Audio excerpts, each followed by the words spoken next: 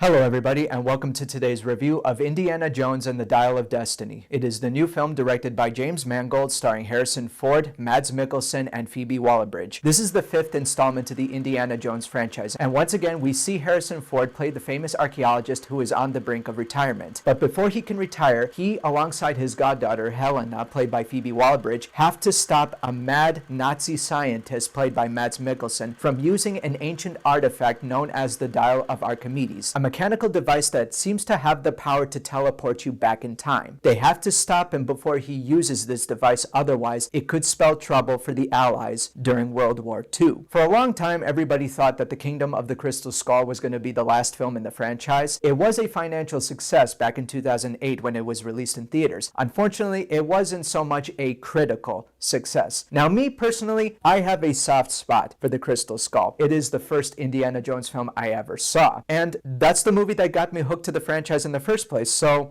it must have done something right. Since the reaction to that film was very divided, Lucasfilm Limited and Disney thought it was a good idea to make another film and give Indiana Jones a proper send-off. The film was shown for the very first time at the Cannes Film Festival this year, and when the reviews came out, let's just say they were not good. Now, that was kind of disheartening, but also interesting at the same time, because I thought, really? You mean in an attempt to right the wrongs of the past, you actually made it worse? I mean, it's not like Disney's never done that before. But now that I've seen the film, I can tell you, from my perspective anyway, that I think the critics might have been a little too harsh on it. However, this film is not without its faults, but I'll get to them in a second. First of all, let me tell you about all the positives of the film. Number one, this is the best acted Indiana Jones film ever. Harrison Ford has been playing this character for decades, so he cannot do anything wrong. Mads Mikkelsen as the antagonist in the film, he was a natural, although we have seen him play multiple villains in the past, so at this point it is practically second nature to him. And Phoebe Waller-Bridge, she has shown that she is capable of being a strong comedic and dramatic actress. And even though Steven Spielberg, who was the original director of the first four films, did not return to this film, James Mangold did do a fine enough job with recreating the world of Indiana Jones through camera work and through lighting. It was very reminiscent to what we are used to, only this time it is much darker in tone, which I didn't mind because most of the audiences are used to seeing Indy at a high point in his career or in his personal life. But this time around, we see him at a very low point, which for me was very refreshing. And even though what they did with this character was different from what we're used to, it still felt very appropriate to what kind of person he was. And lastly, I will say that there were a few scenes that really recaptured the spirit of Indiana Jones. And I'm talking about the scenes that really dug deep into archaeology itself. He is an archaeologist after all. So whenever they go out and explore hidden tombs or sunken ships, figuring out clues and puzzles to some kind of hidden treasure, those are the kind of things that reignited my interest in this franchise. Now let's get on to some negatives, because unfortunately I do have some issues with this film. For one thing, this is helmed by a different director. And as you can imagine, it does feel different from all the other films. While I did appreciate the fact that this film is less corny than all the other films we've seen, there came a certain point where I actually missed the corniness. This is definitely the most serious of the bunch. There's hardly any humor in it at all, to be frank. Most of the funny dialogue comes from Phoebe Waller-Bridge, but because of the overall tone and the pace of the film, it was kind of hard to laugh at certain points. Another issue I had is the film is called Indiana Jones and the Dial of Destiny, but Indiana barely has anything to do in this film. Now, I realize that Harrison Ford is an older actor, and at this point in his life, it is hard for him to do certain things, and that's when CGI comes into play, and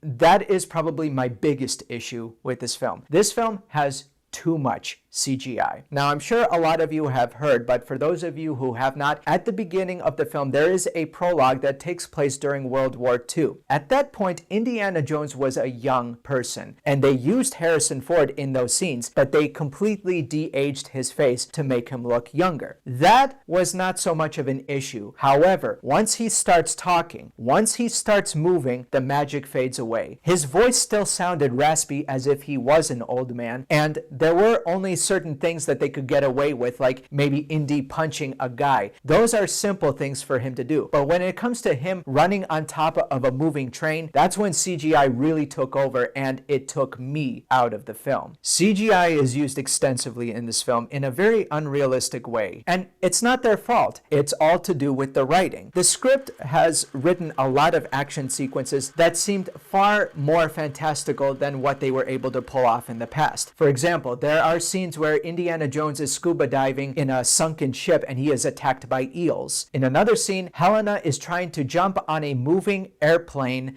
whilst riding on a motorcycle at nighttime in the pouring rain. There is no way in hell they could have done that practically. Because of what was written into the script, they had no other choice but to use a ton of CGI. Indiana Jones depicted a lot of amazing stunt work in the past, but in this film, it feels like they cheated a lot, and because of the lack of realism, it was a huge turnoff from me. And lastly, a lot of people have been complaining about what happens in the final act of this film. I am not going to say what happens, but I'll tell you that I didn't mind what happened, but to reiterate what I said before, again, Indiana barely has anything to do. So overall, I'd say that this film had a good conclusion to Indiana's story. It's definitely not as bad as critics were saying initially. It's not the greatest, it's not the worst, it's fine. Even though they did do something fresh with this character, it's clear that the franchise has lost its luster. They can only do so much at this point. And I'd say this is a good time to say goodbye once and for all to Henry Jones Jr. So I'm going to give Indiana Jones and the Dial of Destiny